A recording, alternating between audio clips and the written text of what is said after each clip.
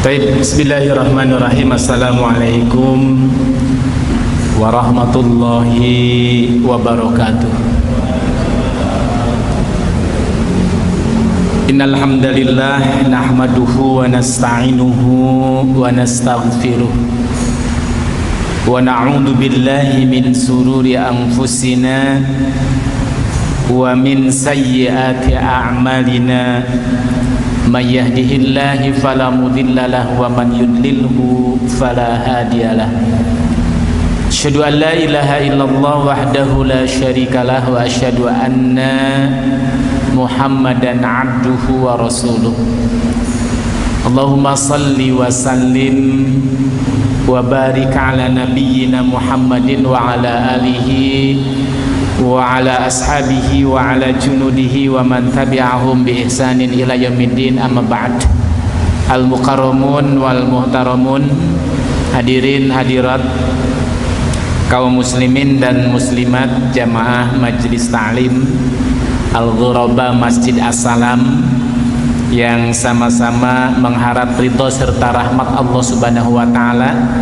Alhamdulillah wa syukurillah, kembali kita bersyukur kepada Allah Subhanahu wa taala pada kesempatan malam hari ini, di tengah-tengah sisa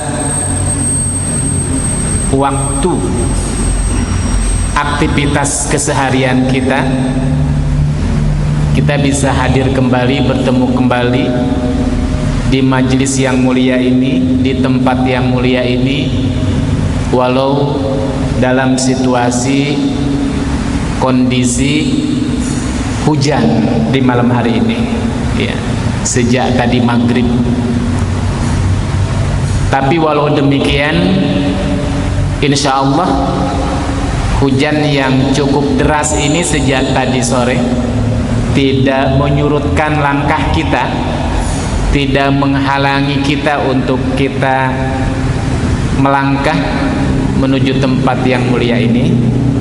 Dan kita berharap semoga hujan deras ini menjadi bagian daripada peluang kita untuk mendulang kebaikan.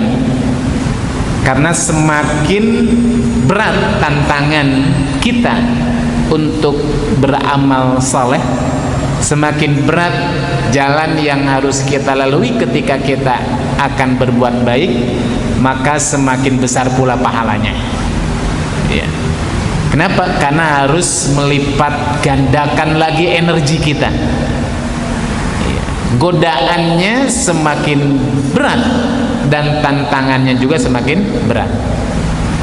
Kalau suasana normal seperti biasa, suasana bagus, ya, cuaca terang benderang,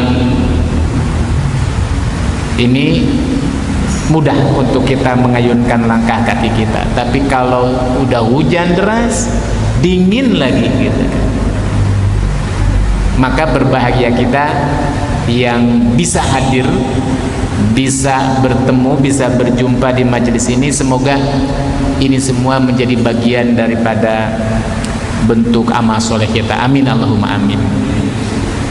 Dan semoga juga hadirnya kita di majelis kajian fikih ini juga menjadi pintu-pintu kebaikan kita, menjadi kunci-kunci pembuka kebaikan kita.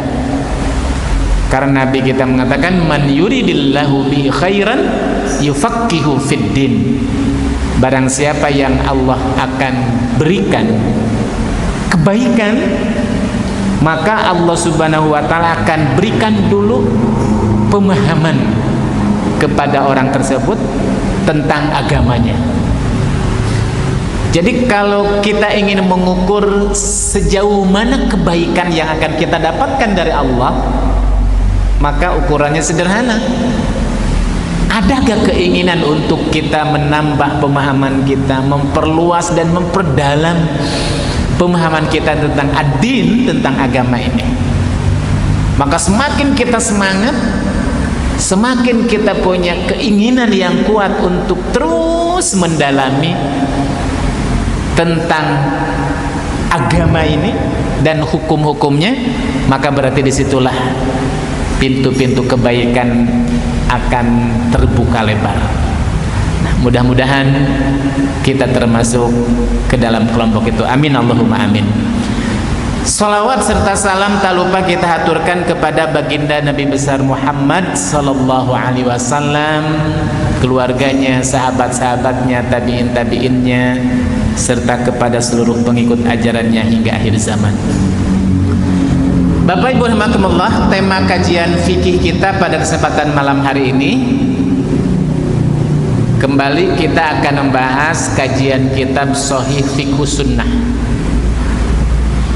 Tema yang kita angkat pada kesempatan malam hari ini adalah pengantar tentang ilmu waris, ilmu faraid,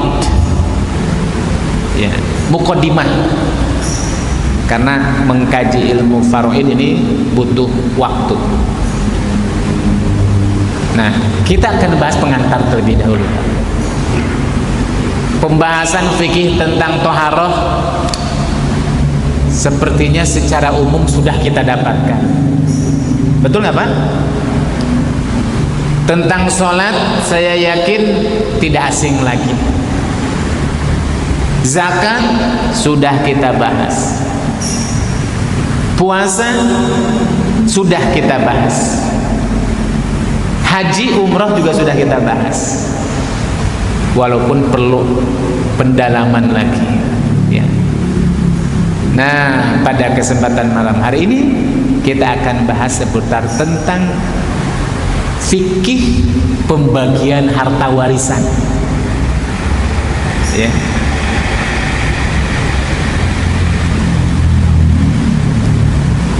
Bapak Ibu rahimakumullah, kenapa ilmu tentang warisan ini menjadi penting? Perlu kita kaji, perlu kita bahas. Karena ternyata ilmu tentang bagaimana membagi harta warisan, Pak, ini termasuk ilmu yang sangat mulia. Iya. Kalau di dalam kitab ini disebutkan begini, kata pengarang kitab ini, wa'alam wa ilmul mawarithi min arfa'il ulumi qadran. Jadi ilmu waris itu ilmu tentang pembagian harta pusaka warisan ini adalah termasuk ilmu yang paling tinggi nilainya. Wa ajalluha atharon, manfaatnya juga sangat istimewa. Salah satu di antara bentuk mulianya ilmu ini, pentingnya ilmu ini, kenapa? Karena Allah Subhanahu wa ta'ala menjelaskan langsung, Pak, di dalam Al-Quranul Karim tentang pembagian warisan ini. Hitungan-hitungannya begitu jelas. Kalau seandainya seorang meninggal dunia, yang meninggal dunia itu misalkan meninggalkan orang tua, ibu, bapak, punya anak laki sama perempuan, berapa bagiannya? Disebutkan itu bagian-bagiannya. Kalau seorang meninggal dunia, meninggalkan anak, meninggalkan ibu, ibunya masih ada, bapaknya masih ada, misalkan anaknya ada laki, ada perempuan, laki 1, perempuan 4, ya terserahlah misalkan. Itu disebutkan langsung oleh Allah Subhanahu wa ta'ala. Kalau ibu sama bapak masih ada, yang meninggal dunia berarti kan siapa Pak? Anaknya, ya. Ibu mendapatkan 1/6 saja, as-sudus. Ayah mendapatkan 1/6. Sisanya buat siapa? Buat anaknya. Seorang mendapatkan 1/6, 1/8, 1/2, 1/4, begitu detil pecahannya itu disebutkan oleh Allah dalam Al-Quran.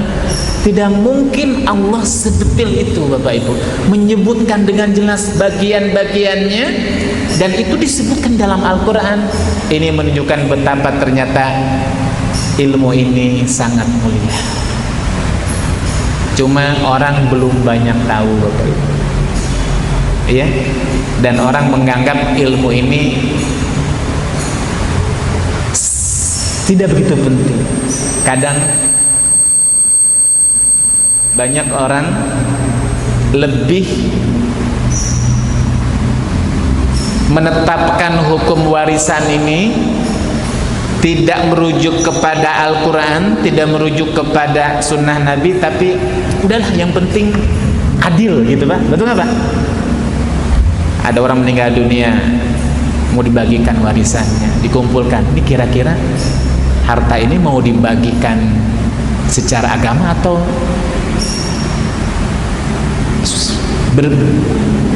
dibagikan secara adil saja lah, bagi rata saja lah, yang penting selesai, seperti itu. Nah ini banyak Bapak Ibu. Dianggapnya kalau seandainya membagi harta warisan dengan merujuk kepada Al-Quran, sunnah, serta ilmu faraid, ini kayaknya ilmu faraid ini nggak adil gitu ya. Masa sih perempuan dapat 1 bagian, laki-laki 2 bagian? Kan gitu ya kalau dari waris itu kan, lirrijali nasibum, ya. Nanti akan kita bahas. Nah, begitu. Padahal ketentuannya sudah disebutkan dalam Al-Quran. Dalam kitab ini disebutkan wayakfi fi syarafihi, cukuplah kemuliaan ilmu ini sebagai bukti ilmu tentang bagaimana membagi warisan ini menjadi mulia dan penting. Anallaha tabaraka wa ta'ala, sesungguhnya Allah subhanahu wa ta'ala qad fassalaha, sudah menjelaskan secara rinci, wa awdaha ma'alimaha, sudah menjelaskan rambu-rambunya di dalam Al-Quranul Karim. Fahaddada, kemudian menetapkan bagian-bagiannya. Wa wazza'a faraiduha, membagikan siapa yang harus mendapatkan 1/2, siapa yang harus mendapatkan 1/3, siapa yang harus mendapatkan 1/6, dan itu langsung yang menetapkan Allah, bukan kita. Jadi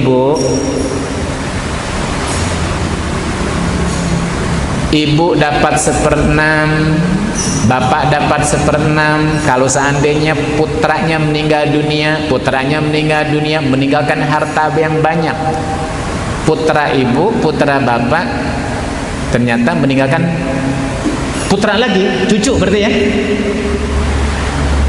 maka bapak dan ibunya dapat 1/6, sisanya buat anak-anaknya, anak laki-laki 2 bagian daripada anak perempuan.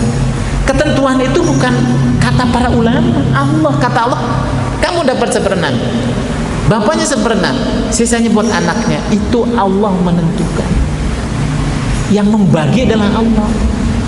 Jadi kalau seandainya Allah sudah menetapkan, kira-kira adil nggak Pak?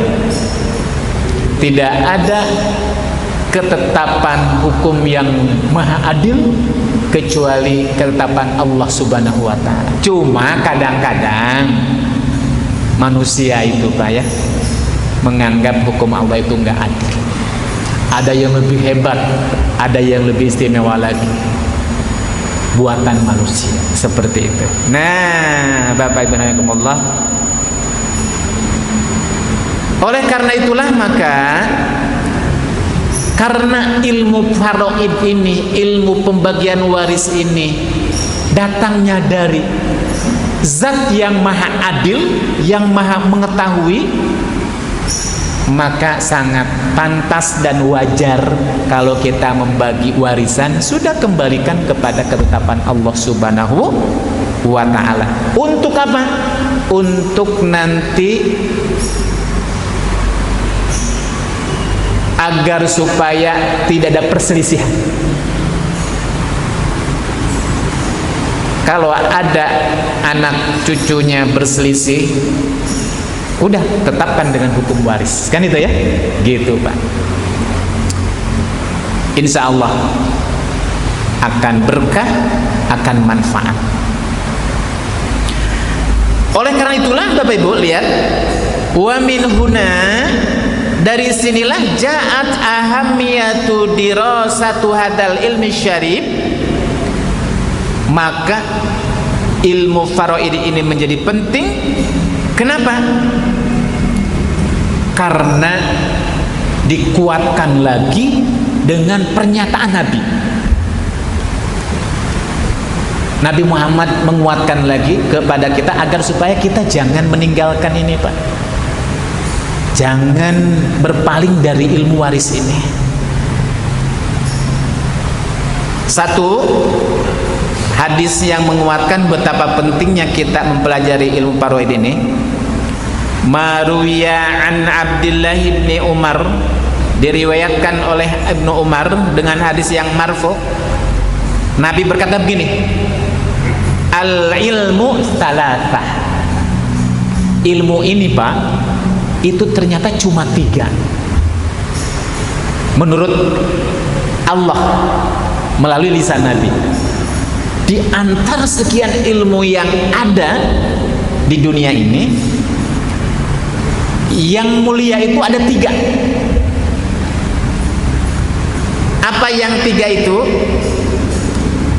Karena kata Nabi, masih wadzalika fahuwa fadlun, selain ilmu yang 3 ini, itu hanya tambahan saja, gitu kan. Ilmu sekunder gitu, nggak wajib, nggak fardu ain, fardu kifayah. Ilmu kedokteran, ilmu matematika, ilmu bahasa Inggris, ilmu apa saja gitu. 3, selebihnya sekunder saja, tambahan-tambahan saja. Apa yang 3 itu? Ayatun muhkamatun, ayat-ayat muhkamat. Ayat-ayat muhkamat itu apa Pak? Ayat-ayat yang kita baca di dalam Al-Quranul Karim, yang ayatnya jelas, ketika kita baca maknanya itu tidak ada penafsiran banyak lagi. Orang lain sudah pada paham semuanya, umat Islam sudah pada paham semuanya. Itu ayat-ayat muhkamat, ayat-ayat yang berkaitan dengan hukum, dan hukumnya itu sangat jelas. Jadi Bapak Ibu, ketika kita mengkaji Al-Quran, mengkaji ilmu Al-Quran, mulai dari membacanya yang benar bagaimana, kemudian apa Pak? Mentadaburinya, menggali hukum-hukum, pesan-pesan, hikmah di balik ayat yang kita baca ini, kira-kira hikmahnya apa sih? Isinya apa buat kita? Ternyata ilmu ini, kata Nabi, ini adalah ilmu yang sangat mulia. Ya. Cuma kalau ilmu tentang ayat-ayat muhkamat itu sepi peminat. Betul nggak Pak? Padahal apa? Ilmu yang sangat mulia. Kenapa? Karena temanya, pembahasannya adalah tentang kalamullah, firman Allah, keutamaan ayat-ayat Allah dengan ilmu-ilmu yang lain, maka sama dengan kemuliaan Allah dibandingkan dengan makhluk-makhluknya. Makanya kalau kita mengkaji Al-Quran, mempelajari ayat Al-Quran, mulai dari membacanya, membaca tafsirnya, membaca kandungannya, Bapak Ibu harus semangat. Bayangkan kebaikannya saja diukur dari apa Pak? Sesuai dengan jumlah huruf yang kita kaji, baru membacanya. Laisa alif lam mim harfun, tidaklah alif lam mim itu harfun. Alif lam mim itu bukan satu huruf, kata Nabi. Alif harfun, lam harfun, min harfun.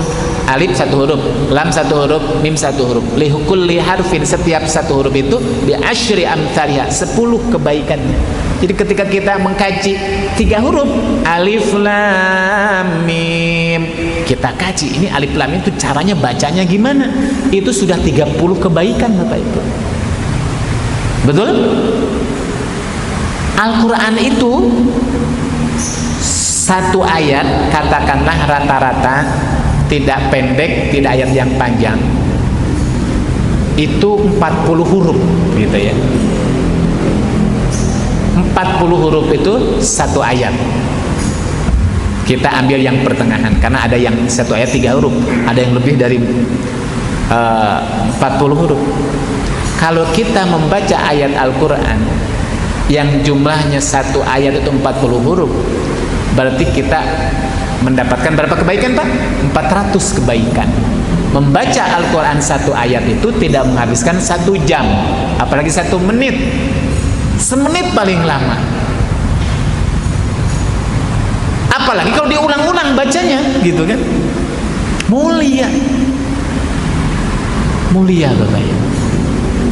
Kata Nabi, al ilmu salasah, ilmu itu ada 3, wa masih wadzalika, selain yang 3 ini fahuwa fadlun, itu hanya sekedar tambahan sajalah. Apa? Ayatun muhkamat, tentang Al-Quran dan ilmu-ilmu Al-Quran. Yang kedua apa? Au sunnatun qaimah, dan sunnah Nabi, hadis-hadis Nabi Bapak Ibu. Ketika kita mengkaji Al-Quran, mengkaji sunnah Nabi, hadis Bulughul Maram, hadis Bukhari, Muslim, atau hadis, nah ini kita sedang mengkaji hadis juga kan, itu mulia Bapak Ibu. Dan yang ketiga apa Pak? Au faridatun adilah, dan ilmu faraid yang maha adil. Ilmu faraid ya. Cuma kalau kajian faraid ini biasanya dikajinya itu bukan di majelis taklim Pak. Di mana? Di pondok pesantren, di perkuliahan. Kenapa? Karena kalau kita mengkaji faraid ini memang nanti ada hitung-hitungannya Pak ya, ada hitung-hitungan. Nah, nggak disampaikan dalam bentuk pengajian seperti itu, tapi nanti kita ambil substansinya saja, isinya kita bahas faraid dengan studi kasus saja. Pak Ustadz, kalau orang tua saya meninggal dunia, saya punya saudara, bagiannya berapa? Baginya gimana? Nah gitu saja. Tapi saya perlu beri pengantar dulu. Jadi menjadi penting Bapak Ibu. Yang sekarang itu sudah langka ilmu faraid ini, langka. Yang kedua Bapak Ibu, hadis Nabi yang menunjukkan betapa pentingnya kita mengkaji faraid ini. Hadis marfu juga. Nabi berkata kepada Abu Hurairah, ya Abu Hurairah, wahai Abu Hurairah. Siapa Abu Hurairah? Masih ingat Pak? Seorang sahabat yang ketemu dengan Nabi cuma 3 tahun. 3 tahun saja berjumpa dengan Nabi. Dia masuk Islam tahun ke-7 Hijriah. Ketika 7 tahun setelah Nabi hijrah baru ketemu tuh masuk Islam. 3 tahun kemudian Nabi wafat. Jadi cuma 3 tahun Pak. Hafal hadis 5.374 kurang lebih, menurut Imam Ibnu Hajar Al-Asqalani. Dipanggil oleh Rasulullah, ya Abu Hurairah, wahai Abu Hurairah, ta'allamul faraid, engkau harus belajar nih tentang ilmu faraid. Itu kata Nabi Pak.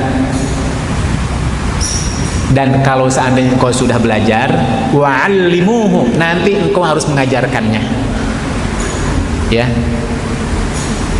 belajar, mengajar. Jadi Nabi itu Pak, kalau bertemu dengan para sahabat yang hadir di majelis ilmu, suka menyuruh kepada para sahabat untuk menyampaikan lagi. Kata Nabi gini, kalau sudah selesai itu, falyuballighu syahidul ghaib, hendaklah yang hadir sekarang menyampaikan kembali kepada orang yang gak hadir. Kenapa? Karena memang dari dulu Bapak Ibu, para sahabat itu juga tidak semua hadir di majelis pengajian seperti ini gitu Pak. Ada yang sibuk dengan dagangnya orang-orang Muhajirin, ada yang sibuk dengan bertaninya orang-orang Madinah. Nah, biasanya para sahabat itu gantian, Pak. Dalam sebuah riwayat, Umar bin Khattab itu punya tetangga. Itu kalau seandainya giliran Umar bin Khattab mau pergi ke pasar berdagang, berkata kepada tetangganya, kalau nanti datang pengajian ya, nanti kalau seandainya selesai pengajian, nanti sampaikan kepadaku apa yang kau dapatkan. Jadi begitu. Nah, Bapak Ibu juga sama.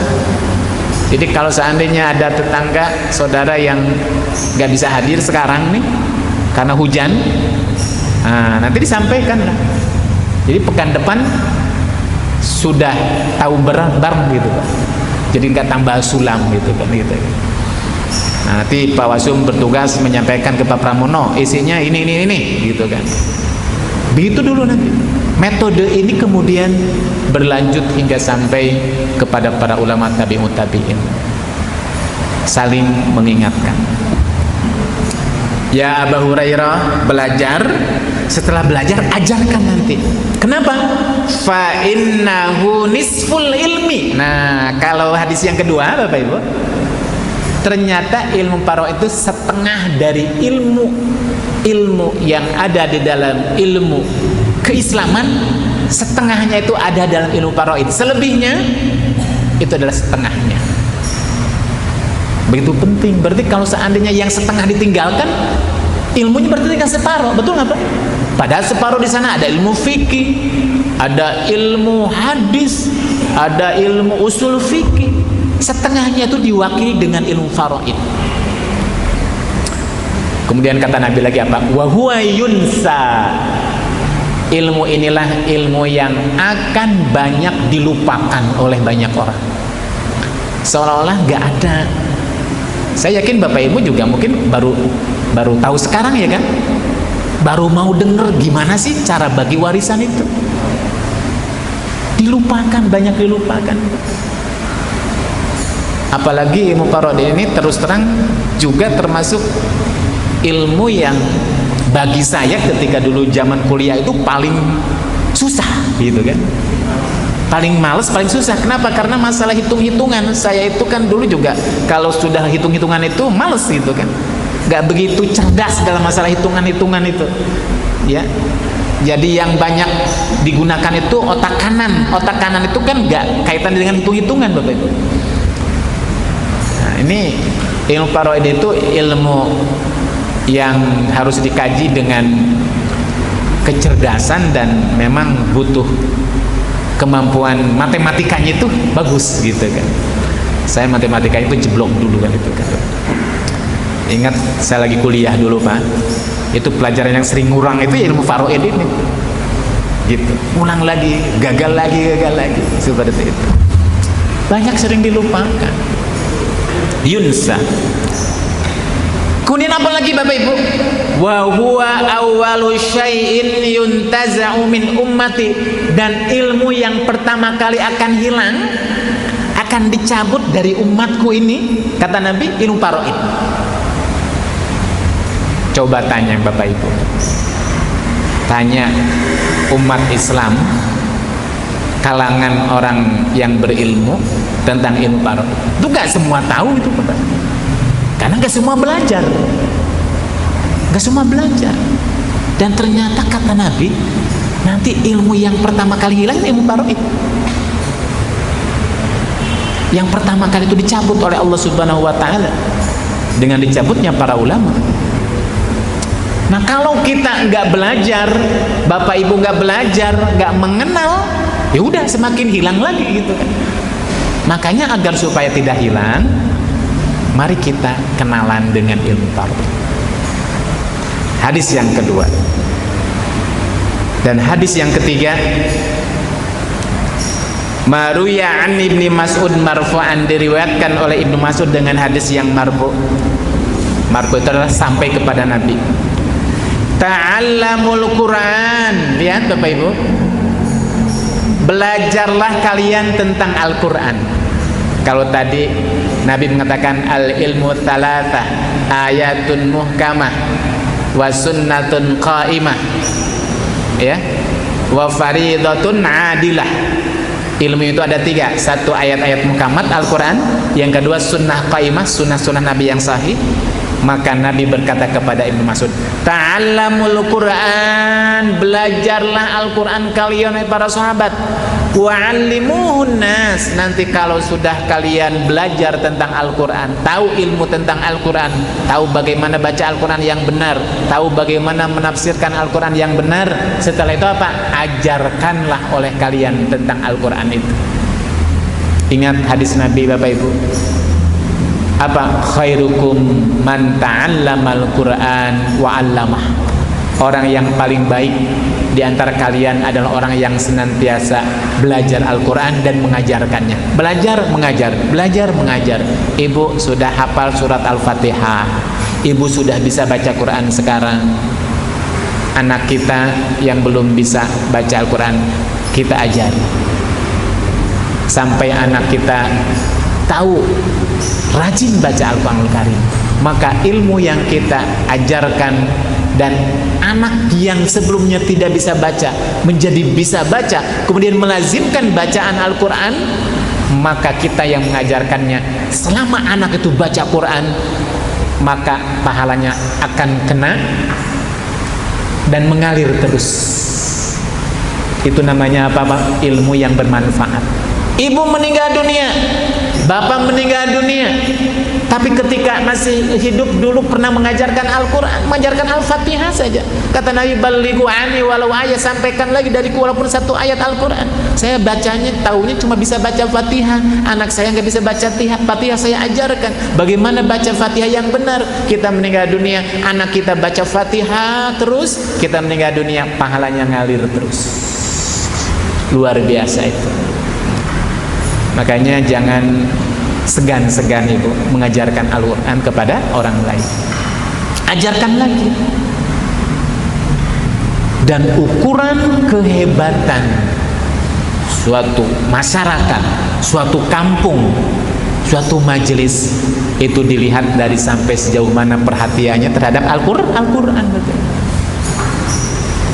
Ketika orang sudah jauh dari Al-Quran, Al-Quran sudah tidak lagi menjadi bacaannya, Al-Quran sudah tidak jadi lagi sahabat dekatnya, Al-Quran sudah tidak jadi lagi ya, yang mengharumkan dan meramaikan rumahnya, maka berarti disitulah pertanda kehancurannya. Alhamdulillah Bapak Ibu, sekarang lembaga-lembaga tahfizil Quran, lembaga-lembaga penghafal Al-Quran sudah menjamur. Anak-anak yang hafal Al-Quran 1 juz, 2 juz, 3 juz, bahkan yang hafal Al-Quran sekarang sudah bermunculan ya. Kenapa? Karena perhatian sebagian besar para da'i akan pentingnya belajar dan mengajarkan Al-Quran. Kemudian kata Nabi, wa ta'allamul fara'idha wa 'allimuhan nas. Setelah Nabi memerintahkan kepada sahabat untuk belajar Al-Quran, yang kedua Nabi memerintahkan kepada para sahabat, belajarlah tentang ilmu faraid. Setelah itu apa? Ajarkan lagi kepada orang lain. Kenapa? Fa inni mru'un maqbudun wa sayuqbadhu hadzal ilmu min ba'di hatta yatanaza'a ar-rajulani fi faridatin. Karena ilmu ini adalah ilmu yang akan pertama kali diangkat, hilang, musnah di muka bumi ini. Dan diangkatnya ilmu ini, hilangnya ilmu faraid ini adalah ditandai ketika kapan? Akan datang suatu masa nanti setelahku meninggal dunia, hatta yatanaza'a ar-rajulani fi faridatin, akan ada 2 orang yang bersengketa tentang apa? Harta warisannya. Saya dapat berapa, kamu dapat berapa? Gimana cara pembagiannya? Fala yajidani man yufassilu bainahuma, dan pada waktu itu tidak didapatkan ada orang yang mampu menjelaskan secara rinci, memastikan dan memisahkan kedua orang yang seketak ini dengan keputusannya, dengan ilmunya. Kenapa? Ilmunya sudah gak ada lagi. Ilmunya sudah gak ada lagi. Coba Bapak Ibu, kalau seandainya misalkan suatu ketika kerabat kita, orang tua kita meninggal dunia, ini ada warisan, gimana cara baginya? Siapa yang harus didatangi? Coba, gimana pembagian? Kita kadang-kadang bingung, betul kan Pak? Karena gak ada siapa orangnya, saya gak ngerti. Udahlah, kita ngumpul saja, kita pakai hukum adil saja lah. Perempuan bagi rata saja. Ini hukum sudah adil. Kalau pakai hukum agama nanti kan katanya laki-laki dapat 2 bagian, perempuan 1 bagian. Nah, padahal cara pembagiannya, ketentuannya sudah jelas dalam Al-Quran. Tapi karena banyak orang nggak tahu atau menganggap tahu tapi ada yang lebih adil daripada hukum Allah, maka dia memilih hukum yang lebih adil itu.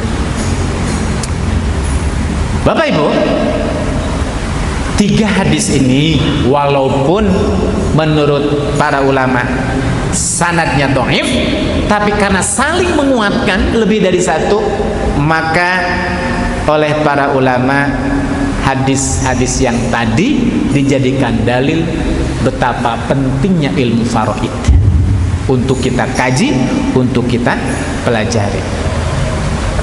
Nah, ini penting. Ini sengaja Bapak Ibu saya sampaikan karena biasanya seseorang itu kan akan antusias, semangat, punya perhatian untuk mengkaji sesuatu ketika dia tahu manfaatnya. Betul nggak Pak? Urgensinya. Bapak Ibu yang tahu manfaat ilmu matematik atau bahasa Inggris akan rela mengeluarkan uang seberapapun besarnya agar anak kita memiliki kemampuan matematik yang hebat, bahasa Inggris yang bagus. Kenapa? Karena dia sudah tahu kalau anak ini punya kemampuan matematikanya bagus, nanti kalau kuliah pasti kuliah masuknya kuliah favorit. Kalau punya kemampuan bahasa Inggris baik tulisan maupun lisan, nanti kalau sudah selesai kuliah dia akan mampu mendapatkan pekerjaan sebuah perusahaan yang bonafit. Karena apa? Karena literaturnya bahasa Inggris. Udahlah, yang penting anak mau belajar, saya kasih berapapun biayanya. Kenapa? Tahu manfaatnya Bapak Ibu. Tahu manfaat. Nah, kita juga sama Pak, belajar Al-Quran, belajar hadis Nabi, belajar fikih, belajar ilmu faraid, kita akan serius ketika kita tahu manfaatnya. Dan manfaatnya ternyata Bapak Ibu rahimakumullah, ya, ini bukan hanya di dunia saja, tapi yang lebih penting lagi adalah apa? Ini menyangkut tentang masalah ibadah kita. Jadi penting. Baik, kita lanjut Pak. Baru sekarang masuk pembahasan ilmu faraid, ya, tapi belum hitung-hitungan. Al-huququl muta'alliqah bitarakah, hak-hak yang berkaitan dengan harta warisan atau harta pusaka yang ditinggalkan oleh si mati. Sebelum dibagikan, apa yang harus kita lakukan dulu? Ya.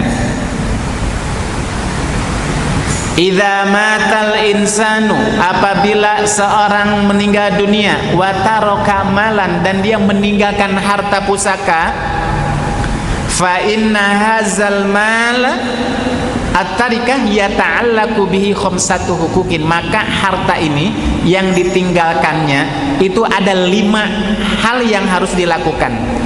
Apa? Yuqaddam ba'duha ala ba'din, di mana antara yang satu sama yang lainnya harus didahulukan. Secara berurutan. Apa yang 5 itu? Satu adalah Bapak Ibu, kalau ada orang yang meninggal dunia, yang meninggal dunia itu meninggalkan harta, maka hartanya akan dibagikan segera. Memang sebenarnya Bapak Ibu, kalau ada orang sudah meninggal dunia, harus segera dibagikan. Afdolnya untuk meminimalisir terjadi persengketaan. Tapi kadang-kadang di masyarakat kita ya ada yang jangan dulu lah, saya katakan. Maaf, termasuk dalam hal ini keluarga almarhum bapak saya sendiri. Jadi sampai sekarang itu bapak sudah meninggal dunia 2 tahun Pak. Ini hartanya belum dibagikan gitu kan. Dan alhamdulillah anak-anaknya gak ada yang minta gitu kan. Sebenarnya secara fikih segera dibagikan saja, cuma gak enak bilang sama ibu kan gitu kan. Gak enak gitu kan. Mumpung masih ada, untuk meminimalisir terjadinya, biasanya kan kalau orang itu kalau sudah berhubungan dengan warisan, maaf ya, itu nggak di mana tuh kan. Potensi untuk terjadinya apa Pak? Konflik itu ada gitu kan. Nah mumpung masih ada, dibagikan saja. Cuma nggak tega gitu. Nggak tega itu ya takut menyinggung perasaan gitu kan. Tapi karena sepakat anak-anaknya dan nggak ada yang minta segera dibagikan, ya udah. Ya, nanti cari momentum yang tepat lah gitu kan. Pas ngumpul baru kita bagikan. Nah, Bapak Ibu.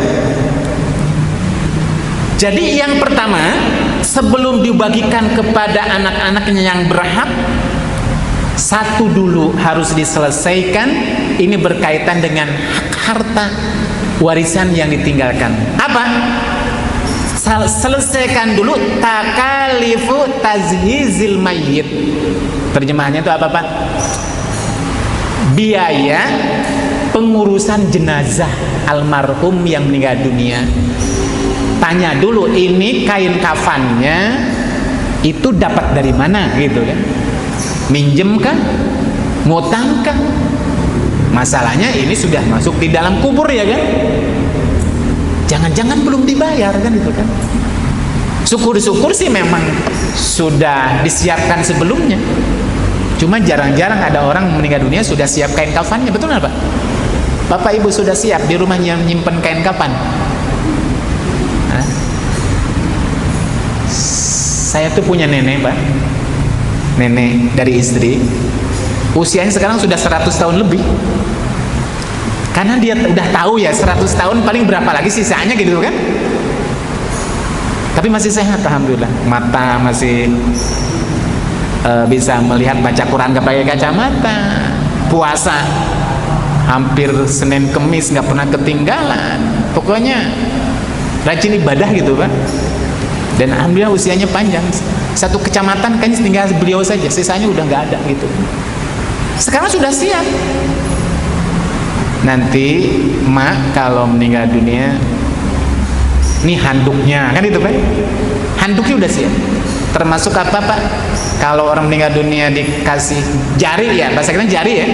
Kalau orang Sunda bilang kain samping untuk menutup Pak itu. Ini khusus nanti kalau meninggal dunia, ini kain jarinya. Termasuk kain kafannya gitu kan, seperti itu. Dan sepertinya saya lihat secara psikologis itu udah siap meninggal dunia gitu Pak. Kayaknya udah siap meninggal dunia gitu. Maksudnya gak ada yang dibebankan. Daripada saya termasuk belum siap sebenarnya kalau ditanya. Nggak tahu Bapak Ibu sudah siap apa belum kan itu kan. Saya termasuk belum siap loh Pak. Kita kan nggak tahu ya kalau namanya. Tapi siap nggak siap kalau kematian tiba kita nggak bisa menolaknya.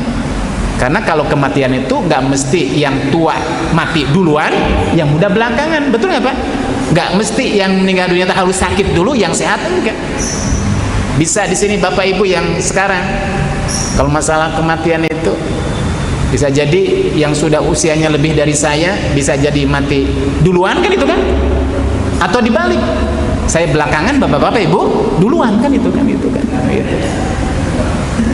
Nggak siap gitu kan. Ini nenek saya sudah siap seperti itu. Sudah siap. cuma tinggal satu yang saya masih penasaran katanya. Kapan? Apa? Kapan saya naik haji kan gitu kan? Sudah daftar tapi belum dipanggil-panggil gitu Pak gitu kan. Sekali penasaran katanya saya itu. Pokoknya kalau saya sudah haji atau umroh kayaknya udah lega banget ceritanya gitu Pak. Saya tuh lagi nyari supaya bisa umroh gitu kan, biar dia lebih tenang karena usianya udah 100 tahun Pak gitu kan. Udah 100 tahun tapi belum ada panggilan haji. Belum. Makanya udah ngobrol-ngobrol. Kan dulu saya tawarin gini, "Ma, mau umroh apa mau haji?" Memang kalau haji, umroh itu bedanya. Kalau emak haji, umroh dapat kan gitu kan. Terus emak kan usia sudah di atas 70. Katanya ada yang prioritas, paling lama 3 tahun. Nah kalau umroh kan haji nggak dapat. Nah, kalau mau umrah ya udah berangkat.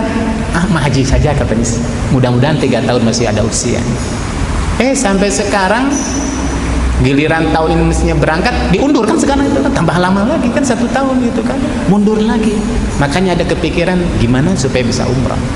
Udah umrah udah tenang gitu kan seperti itu. Nah kembali Bapak Ibu. Jadi sebelum meninggal, sebelum dibagikan itu selesaikan dulu. Ya, selesaikan dulu. Jangan-jangan ini ngutang dan belum dibayar. Dan ini ada pernah kejadian Bapak Ibu. Saya punya sahabat, punya teman kuliah di Mesir, sekarang sudah jadi doktor. Dia cerita sama saya. Apa ceritanya itu? Punya orang tua, kakeknya meninggal dunia ceritanya Bapak Ibu. Ketika meninggal dunia, 1 hari sudah dikuburkan, dia mimpi. Dalam mimpinya itu apa? Mimpinya itu si kakeknya meninggal dunia itu menampakkan wajahnya seperti itu, tapi wajahnya itu kayak wajah yang tidak mengenakan gitu. Maksudnya mukanya agak kayak sedih gitu Bapak Ibu gitu. Cerita sama saya begitu. Terus pas yang seharinya itu dia bangun, kok ada apa gitu kan? Ada apa? Ditanya, ini iseng cerita. Jangan-jangan masih ada sesuatu yang belum selesai. Ditanya Bapak Ibu tentang kain kafannya. Kain kafannya belum bayar gitu. Singkat cerita gitu. Belum dibayarkan. Padahal kan harga kain kafan gak seberapa. Seperti itu. Nah ini juga gitu Pak. Jadi selesaikan dulu. Kalau seandainya memang sudah dibayar dan memang di masyarakat tertentu kan untuk masalah urusan kain kafan itu sudah dihandle oleh paguyuban, betul kan Pak? Nah, udah selesai itu, aman tuh kan itu kan.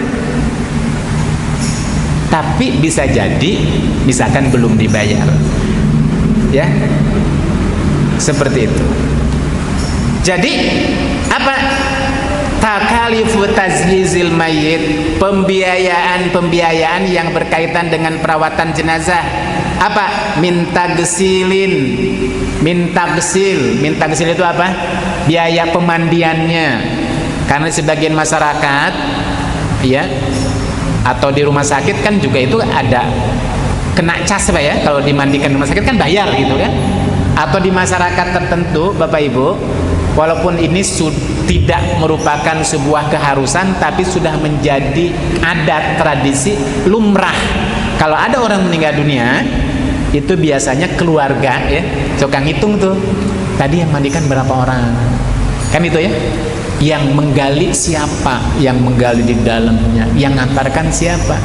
Karena sudah menjadi tradisi kebiasaan, biasanya itu suka dikasih uang. Walaupun ini nggak ada sebuah keharusan, orang itu udah menjadi bagian daripada amalan sunnah. Kalau ada orang meninggal dunia kan kita takziah, kita mensolatkan, kita mengantarkan, ya. Tapi karena sudah menjadi tradisi, sudah menjadi kebiasaan di masyarakat itu biasanya suka dikasih. Dan masyarakat mengharapkan bisa jadi kan itu Pak ya. Maka apa? Kasih, selesaikan. Kalau ada uang. Ya, kemudian apa? Watakfin, biaya untuk mengkafani. Wadafnun, biaya untuk menguburkan. wa nahu zalik, dan hal-hal yang lainnya, min ghairi israfin wala takfirin, tentu tanpa harus berlebih-lebihan membayarnya sekian. Ini sebagai bentuk terima kasih lah ya, mereka sudah meluangkan waktunya sampai malam nggak tidur gali kuburan, kita kasih ya. Wa inna ma quddimat 'ala dain wa ghairuhu li annaha bi mathabatil kiswah as-sakhsiyah lil hayy fala tanza'u anhu li wafa'id dain. Maka didahulukannya kain kafan sebelum hutang pihutang. Kenapa? Karena kain kafan itu ibarat orang hidup itu dia pakaiannya, gitu Pak. Sesuatu yang paling dekat yang menutupi dan dibutuhkan oleh orang hidup ketika hidup kan pakaian, maka selesaikan dulu tuh pakaiannya. Itu yang pertama. Yang kedua apa Pak? Ad-duyun al-muta'alliqah bi'ainin min a'yanit tarikah, hutang pihutangnya. Hutang pihutangnya Bapak Ibu dahulukan sebelum kita bagikan. Orang meninggal dunia Bapak Ibu, anaknya ada 15. Ketika orang meninggal dunia yang dinanti-nantikan oleh anaknya apa? Warisan. Hartanya misalkan 1 M, 1 miliar itu. Sebelum itu harta 1 miliar dibagikan, hitung dulu hutangnya. Hutangnya ternyata 1,5 miliar misalkan itu kan. Tekor lah gitu kan. Nggak dapat apa? Hutangnya harus dibayar dulu. Bahkan yang diwariskan oleh orang meninggal dunia itu Pak, warisan hutang harus dibayar gitu Pak ya. Ini ada kejadian soalnya masalahnya gitu kan, orang meninggal dunia, anaknya itu ribut dengan warisan, dia nggak tahu ternyata hutangnya itu orang tua itu sangat banyak. Ketika meninggal dunia itu pada berdatangan, hutang sekian.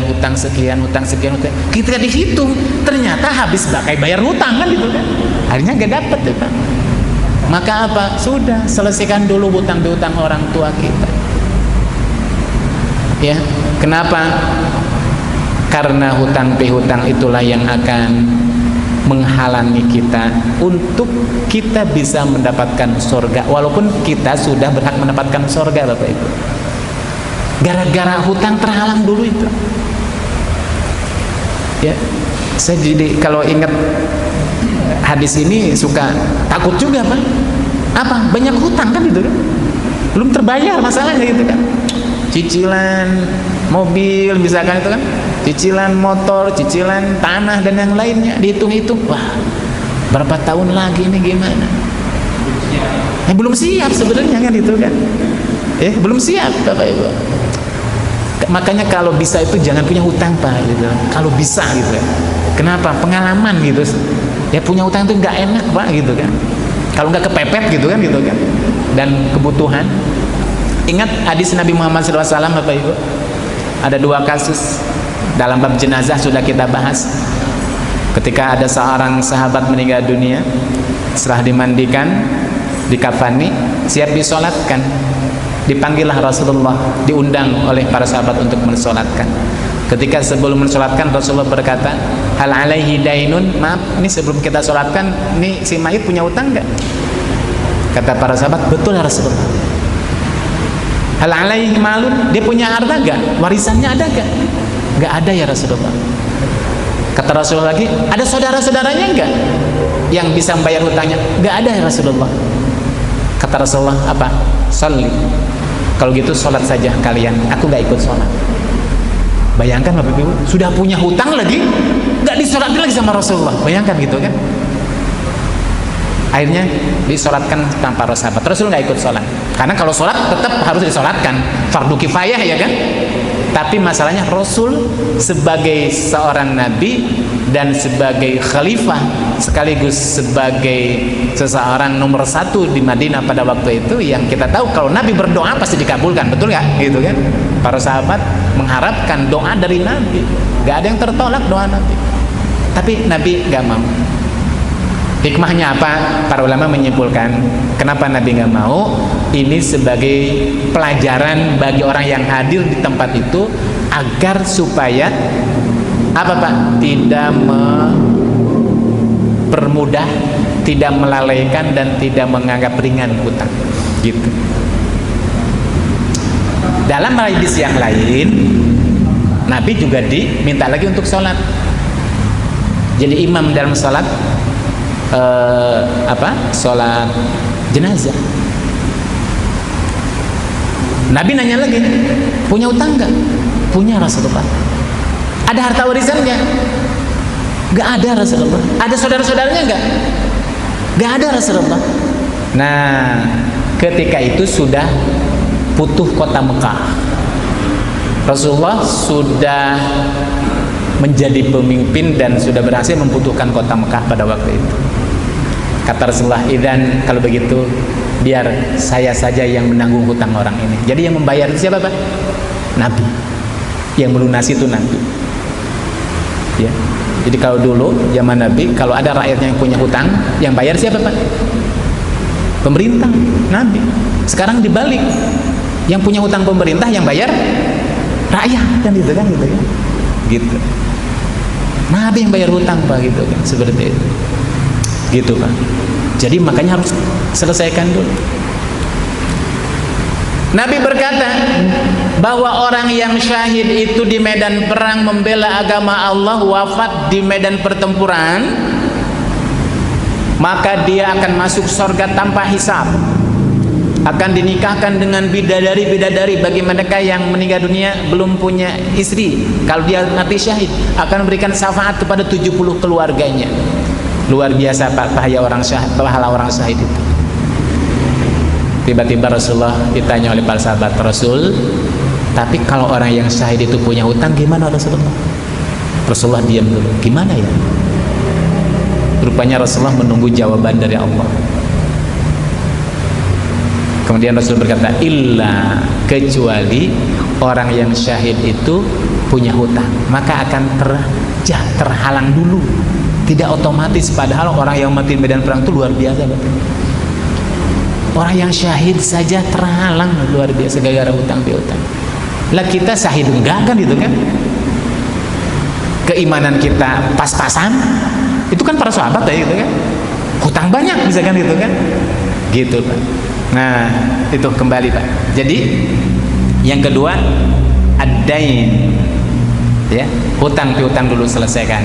Jadi sebelum dibagikan, Bapak Ibu, anak-anak yang berkumpul, kira-kira Bapak ini punya hutang enggak? Dan biasa di masyarakat kita yang ngerti dan sudah paham, sebelum ada mayat disolatkan, biasanya perwakilan dari keluarga suka menyampaikan sambutan terlebih dahulu sebelum imam sholat, sebelum disolatkan. Bapak Ibu Nakumullah, terima kasih atas segala partisipasinya yang telah meluangkan waktu untuk melaksanakan satu di antara sekian sunnah-sunnah Rasulullah, proses makaman mulai dari memandikan sampai sekarang mau mensolatkan. Saya mewakili keluarga besar almarhum mengucapkan terima kasih, semoga menjadi amal soleh. Dan saya mewakili keluarga besar menyampaikan seandainya ada hal-hal yang berkaitan dengan masalah hutang piutang terhadap orang tua saya, ibu saya, maka sekarang hutangnya menjadi hutang ahli warisnya. Silahkan Bapak Ibu datang ke rumah kami kalau seandainya ada yang berkaitan dengan hutang piutang. Masalah dibayarnya kapan lain masalah, kan gitu kan. Yang jelas sudah definitif. Sekarang almarhum nggak punya hutang, sekarang hutang anaknya. Nanti saya yang akan bayar, seperti itu. Kapan bayarnya? Itu ya, ada kesepakatan, tergantung kapan, seperti itu. Yang penting dialihkan dulu, sehingga almarhum ketika meninggal dunia itu sudah tidak punya beban lagi. Ya, itu Pak. Kemudian yang selanjutnya, sebelum dibagikan, tanfidul wasiyah fi hududits thuluts minal baqi. Sebelum dibagikan, selesaikan dulu wasiat. Kalau seandainya ada wasiat dari almarhum yang berkaitan dengan masalah apa? Harta yang akan dibagikan. Seandainya almarhum sudah berwasiat kepada ahli warisnya dan dibuktikan secara tertulis, misalkan ada saksinya ketika dia masih hidup, dia pernah berkata, kebetulan misalkan almarhum itu punya anak angkat, misalkan itu ya, yang sudah dirawat sejak bayi dan sudah merasa bahwa dia itu anaknya sendiri, udah bagian daripada anaknya sendiri. Nah, anak angkat itu kan tidak punya hak waris, betul kan? Tidak punya hak waris. Hatta sampai seandainya misalkan seorang itu nggak punya anak sama sekali, kemudian mengadopsi atau merawat, kemudian sejak bayi misalkan, maka dia nggak berhak mendapatkan warisan. Nanti akan kita bahas siapa yang berhak mendapatkan warisan. Tapi boleh nggak dia mendapatkan harta yang dimiliki oleh almarhum? Maka diperbolehkan, tapi jalurnya bukan jalur dari warisan, tapi dari wasiat. Hanya saja tidak boleh lebih dari sepertiga. Kalau dia memberikan hartanya, sepertiganya maksimal. Misalkan kalau harta yang ditinggalkan itu 1 miliar, nah kalau dia mau membagikan kepada anak angkatnya, sepertiganya dari 1 miliar. Tidak harus semuanya, tidak semuanya. Ya, kenapa? Karena tidak berhak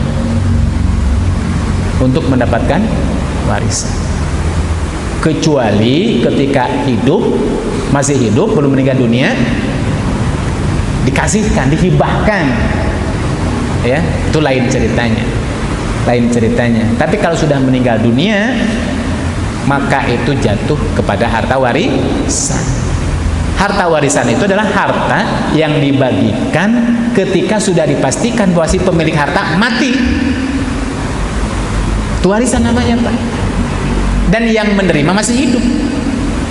Tapi kalau seandainya orangnya belum mati, hartanya masih banyak, kemudian dibagikan, itu bukan harta warisan. Bukan warisan. Kalau bukan warisan, ya sesuka-suka dia, kan itu ya. Orang bukan warisan, dihibahkan buat kamu.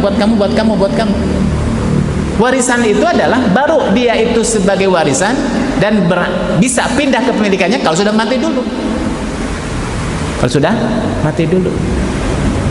Kalau begitu Pak Ustadz, gimana nih supaya tidak terjadi persengketaan, daripada nanti kalau sudah mati saya jadi rame? Udahlah, gimana masih hidup dibagi rata saja, kan itu Pak. Nah, kalau niatnya hibah, niatnya bagi-bagi biasa, ya nggak masalah. Tapi ingat, jangan juga itu dilakukan karena lari dari hukum, kan itu kan, ya, lari dari hukum. Seperti itu. Nanti akan kita bahas syarat warisan itu apa. Jadi apa Pak? Selesaikan dulu wasiatnya yang berkaitan dengan apa? Dengan masalah harta yang dimilikinya, ya. Termasuk misalkan wasiat nanti harta sebelum dibagikan, maaf nih, khusus tanah yang ada di gunung sana seluas sekian hektar, ini Bapak wakafkan, gitu kan, tidak dibagikan, ini khusus buat Bapak. Karena kalau dibagikan kan itu masuk kantong kalian semua, saya nggak dapat apa-apa, kan itu kan. Wakaf khusus biar saya meninggal dunia pun mengalir terus, ini tidak diberikan kepada anak-anak cucuku, wasiat. Nah, tapi jangan lebih daripada sepertiga. Ya, kalau diwakafkan semua, anaknya 15, anaknya dapat dari mana misalkan, gitu kan, nggak boleh. Makanya maksimal sepertiga kalau berkaitan dengan harta, ya, seperti itu. Nah, baru yang kelima, Bapak Ibu rahimakumullah, wasiat sudah ditunaikan, hutang piutang sudah dibayar, pembiayaan kafan, memandikan, menguburkan sudah selesai, tinggal ada gak sisa hartanya berapa. Maka setelah itu apa? Taksimu baqiut tarikah alal warithah al mustahiqin, baru dibagikanlah sisa hartanya itu kepada ahli warisnya yang berhak. Siapa? Dilihat yang berhak mendapatkan warisan siapa. Si fulan meninggal dunia, siapa ahli warisnya? Ada kakeknya, ada neneknya, ada anaknya, ada bapaknya, ada cucunya, ada. Siapa ahli warisnya? Nah, dilihat tuh. Seorang meninggal dunia, meninggalkan satu istri. Yang kedua, meninggalkan anak, meninggalkan ibu, meninggalkan bapak, meninggalkan kakek. Pertama, kakek dapat nggak ya? Oh, kakek nggak dapat. Kenapa? Karena terhalang oleh bapak, mahjum namanya, terhalang oleh ahli waris yang paling dekat. Bapak dapat berapa? Oh, ada anak. Oh, dapat 1/6. Ibu dapat berapa? 1/6. Istrinya, oh istri ada. Istrinya punya anak gak? Oh, dia punya anak. Oh, berarti dapat 1/8 karena punya anak. Istri 1/8, bapak 1/6, ibu 1/6. Sisanya, sisanya buat anak-anaknya. Namanya asobah, kan kayak gitu kan. Baru dibagi itu. Dan kalau sudah dapat apa Pak? Dapat angka-angka itu, maka ahli waris harus siap legowo. Kenapa? Ini keputusannya dari Allah. Kata Al-Quran, ibu dapat 1/6, bapak dapat 1/6 karena punya anak. Ada far'ul waris. Istri dapat 1/8 karena ada anak. Tapi kalau nggak ada anak, istri dapat 1/4. Sisanya buat anak laki dan anak perempuan. Anak laki-laki dapat 2 bagian daripada anak perempuan. Sudah dibagikan. Insya Allah ini hukum yang maha adil, karena tidak ada hukum yang lebih adil daripada hukum Allah Subhanahu wa Ta'ala. Bapak Ibu rahimakumullah, itu rangkaian pembagian ilmu waris, pengantar ilmu waris. Nah, permasalahannya adalah kemudian apa syarat seseorang berhak mendapatkan warisan itu? Berapa bagiannya, siapa yang terhalang, siapa yang tidak berhak mendapatkan warisan itu, insya Allah akan kita bahas pada pertemuan berikutnya. Jadi ini adalah materi pengantar, ini materi mukodimah tentang ilmu waris, pembagian waris, dan pada pekan-pekan berikutnya kita akan lanjutkan seputar ini. Bapak Ibu rahimakumullah. Masih panjang memang, ya, karena pembahasan waris cukup panjang seperti itu. Tapi paling tidak kita mengawali untuk membuka wawasan kita tentang ilmu faraid ini. Ya. Bapak Ibu rahimakumullah, saya rasa sampai di sini dulu karena sudah jam 9. Kita sepakati tidak usah lama-lama, ya. Sampai jam 9 seperti itu. Mudah-mudahan bermanfaat bagi kita semua. Wallahul muwaffiq ila aqwamit thoriq. Wassalamualaikum warahmatullahi wabarakatuh.